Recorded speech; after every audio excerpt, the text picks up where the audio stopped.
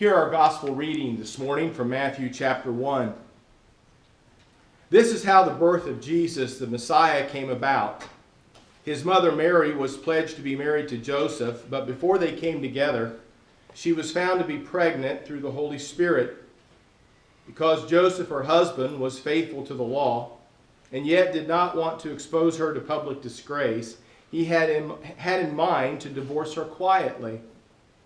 But after he had considered this, an angel of the Lord appeared to him in a dream and said, "Joseph, son of David, do not be afraid to take Mary home as your wife, because what is conceived in her is from the Holy Spirit.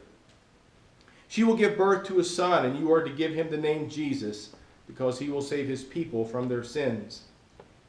All this took place to fulfill what the Lord had said through the prophet.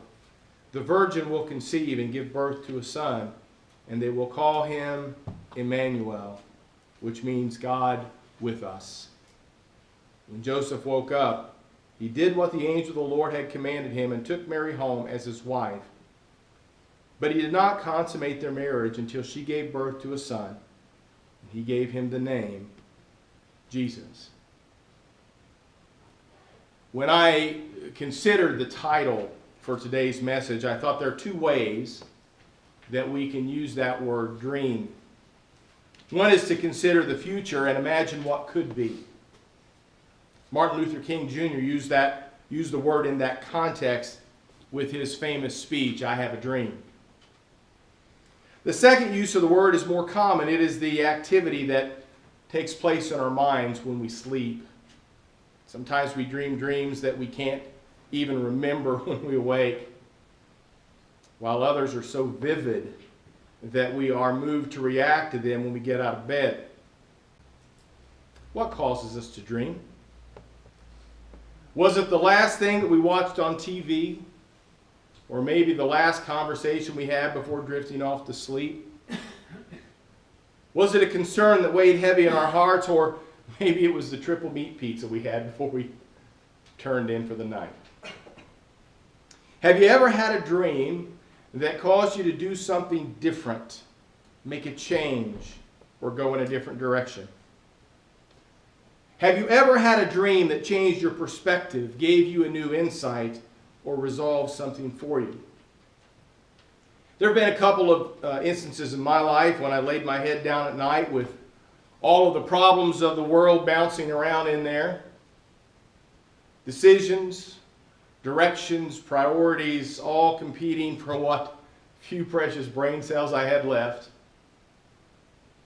While I slept that night, it seemed as though in my dreams I had perfect clarity. When I woke up the next morning, I knew what I had to do, where I had to go, and what was really important. In my dreams, did God somehow creep in and, by way of the Holy Spirit, help me find my way? I like to think that He did. What was a mess in my mind was sorted out by the Holy Spirit. Now, there have been times when I just wanted to throw in the towel and give up, only to have God show me what I wanted or what I needed to do in my sleep. Now, I really can't stand here this morning and claim that I somehow saw some angel in my dreams or heard the voice of God in my head as Samuel did in the Old Testament. But I do believe that God was using my sleep as a way to quiet the noise of my day so that I could hear Him speak to me. Maybe you've had similar instances in your life. It's probably not an everyday occurrence, but once in a while, God helps you find an answer that you're looking for in your dreams. When those times come, we need to recognize them as the gift that they are. And so this story from the opening chapter of Matthew's Gospel is sometimes referred to as Matthew's birth narrative. But this is really not a birth story in the way that we normally think about birth stories. It isn't about how Jesus' birth took place. It really isn't even about His lineage. It isn't really about establishing that God is His Father. Rather, it's a narrative about Joseph's awakening to new possibilities. It is about opening his eyes and ours to the fact that there are possibilities beyond those made by the hands of men and women. There are solutions that are God-sent. The gospel writer Matthew describes Joseph as a righteous man. And this means, in part, that he knew and he observed the laws of his Jewish faith. But he also seems to have been a good, upstanding, kind, and honorable man. And so it is when Joseph found out that Mary, to whom he was betrothed, but not yet married, was pregnant, he knew that he was not the father of Mary's unborn child. And so he must have assumed that Mary had somehow been unfaithful. Back in the days of Joseph and Mary, things weren't like they are today. When someone in marriage is unfaithful, the spouse understands that he or she has a number of choices. They might work it out in some way, or they might get divorced.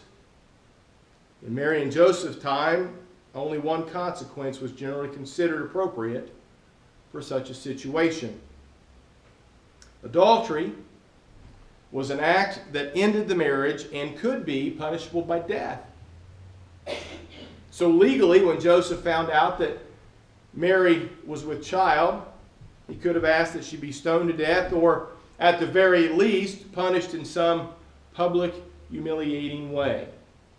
And that was often the way things were done. Yeah, I mean, it was his right as a righteous Jewish man. But Joseph didn't do that. Because he was a good man, he was unwilling to expose her to public disgrace. And so Matthew tells us that he planned to cope with the situation as compassionately as possible. He planned to dismiss her quietly. But then one night, after he'd made up his mind what it was he was going to do and how he was going to handle the situation, Joseph had this very strange but amazing dream. And in the dream, the angel of the Lord appeared to him and said, if you'll permit me to paraphrase, Joseph, don't abandon Mary. Stand by her. She's not pregnant by another man. Nothing ordinary has caused her pregnancy. She's pregnant only because the Holy Spirit of God, in a mystical, miraculous manner, has caused her to become pregnant. She will bear a son from this mysterious union of spirit and flesh. And you are to name the child Jesus, which means God save us, because he will save God's people from their sins. Now this was a most unusual, vivid, and incredible dream. But still, it was only a dream. We've all had dreams that were so vivid they seemed real. But even a very realistic dream, when we wake up, we know that even as real as the dream might have seemed when we were having it, it was in fact still just a dream. And maybe we'll tell somebody about the dream or try to figure out what it meant, but in the end, we know that there's a difference between our everyday world and reality and the world of dreams. The most amazing thing about Joseph's dream is not that Joseph had it or that it was so vivid. What is amazing is that he let it influence the way he had planned to act out in real life. Because of this dream, Joseph changed his mind about his decision. He decided not to go through with his plan to end his relationship with Mary. Joseph acted as if the dream was not just a dream. He didn't dismiss it and say, wow, that dream seems so real. He acted as if the information given to him in the dream was more in touch with reality than what his personal experience and common sense had taught him in life. Namely, that anytime a woman gets pregnant, there's always a man involved somewhere in the picture. Joseph acted in a new way as a result of the dream, a way that was a departure from the way he had planned to act. In this way, Joseph was awakened to an entirely new way of acting. Joseph was still a good and righteous man, no doubt. But now, instead of making choices out of honor and cultural code and Jewish custom, he chose to act out of faith. He acted out of his confident belief in the truth, value, and trustworthiness of what an angel of the Lord said to him in a dream. He acted on his secure belief in God and a trusting acceptance of God's will. And because of this, he was changed. He was transformed, not just on the inside, but on the outside as well. His heart changed. His world changed. His spirit was opened up to accept a truth that hadn't been known to him before. He found himself awakened to new possibilities. And maybe a part of being awakened is a willingness to act on a dream, believe in a dream, and trust that something that seems like it can't be real is actually real after all. Like the dream that this baby born in a stable in Bethlehem really is Emmanuel, God with us. Like the dream of the kind of world that Jesus came to make manifest in this world really can be reality for all of God's children. Martin Luther King Jr. didn't just have a dream. He didn't just speak some beautiful and poetic words. He acted as if his dream were real. And in doing so, he helped others to live into a new reality. We're not celebrating the birth of a baby next week because his existence was only a distant memory or a dream. We're not going to all this trouble because we simply want to put up Christmas tree and decorate our houses and have parties and buy presents for the people that we love and make our children happy. We are celebrating the birth of Jesus into the world because just like Joseph, this is our awakening story. It awakens us to possibilities beyond our own. It opens our eyes to what is possible with God. It is our chance to act as if this dream of God in the world, Emmanuel, is real. So real that it causes us to change our lives, move in a different direction, transform the world into a place of peace, hope, faith, and love for all people. We have a dream of what Christmas is about. Let us not wake up thinking it was only a dream and dismissing it as another holiday season come and gone. Let us not wake up glad that it is finally over so we can get back to our normal lives. Instead, let us awaken to the new reality to which it is pointing.